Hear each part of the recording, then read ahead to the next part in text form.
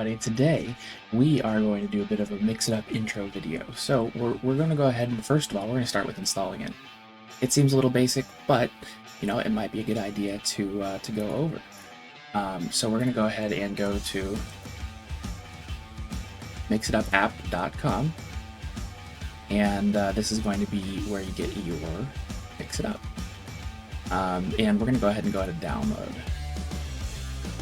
I always do the installer just because.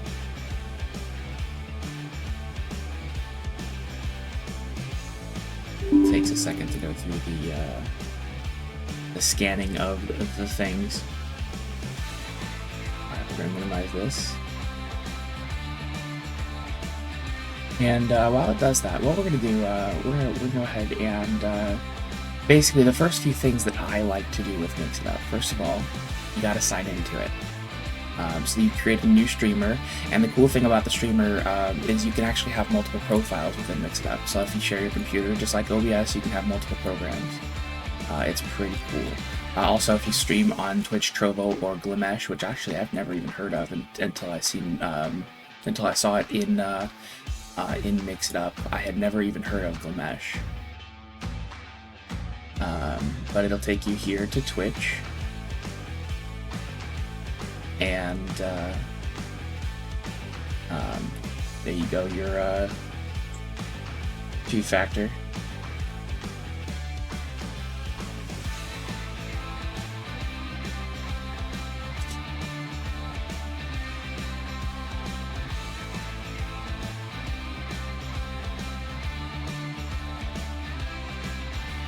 Interesting. My number lock is being a butt.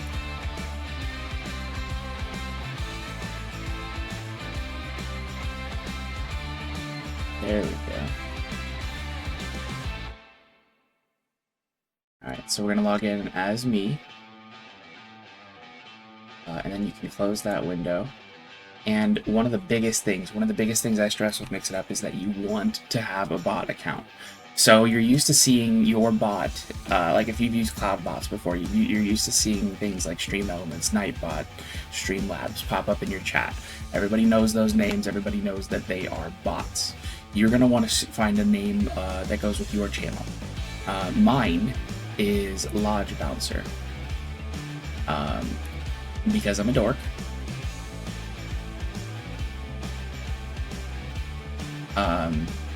My channel is the Masonic Lodge. My name is Mason. My actual IRL name is Mason.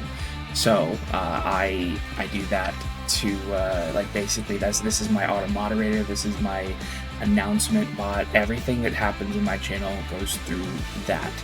The only exception that I usually make is when I really want to use. Oh, stop it! I think time's out so quickly. No, I didn't click that button.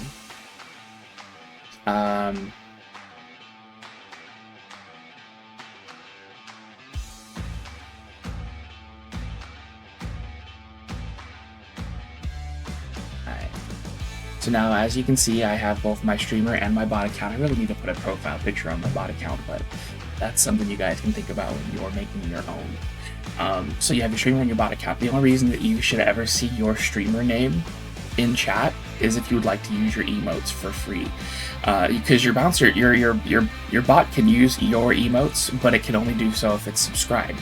So if you want to use your own emotes, we will cover that down the road when we start making commands in here. So this gives you a little bit of a prep on command creation in MixItUp. I will show you that in a future video as well. You can choose a location for your backups. My suggestion is always to have your MixItUp folder and all of your backups in OneDrive. It's built right into Windows. It's made purposely for this particular kind of thing. So if you ever lose your computer, MixItUp, OBS, all of your files for streaming are in the cloud, so you can re-download them and just pick up where you left off. I use it for all of my bots, my streaming stuff, all of that, and I've done it. I've moved computers 3 times since I started streaming, and it was effortless each time because of this. So you set your location, and you choose your OneDrive. we're not going to worry about that just now, because this is on a virtual machine. I don't really want it to do any backups. We're just using this for show. All right, so as it loads up, basically what we're going to do for this video is basically just show you all of the very, very important things to start with. So this is installed, and as you can see, it shows my chat.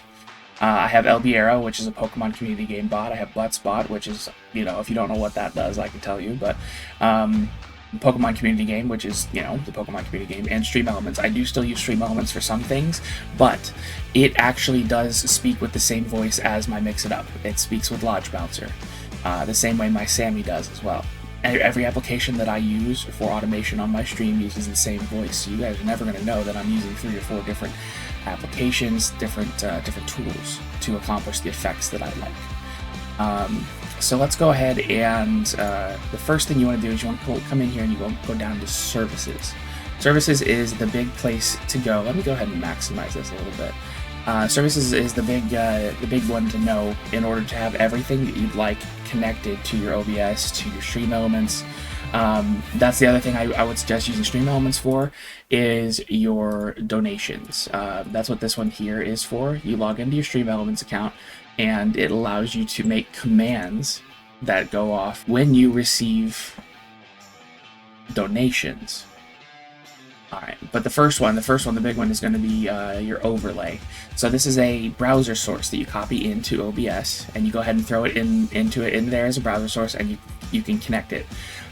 Once your OBS is connected here, which is done through OBS WebSocket, you can test to see if your MixItUp overlay is connected, and as soon as your MixItUp starts, if you put in the name of your main MixItUp overlay, it will refresh it upon your MixItUp starting, as long as OBS is connected.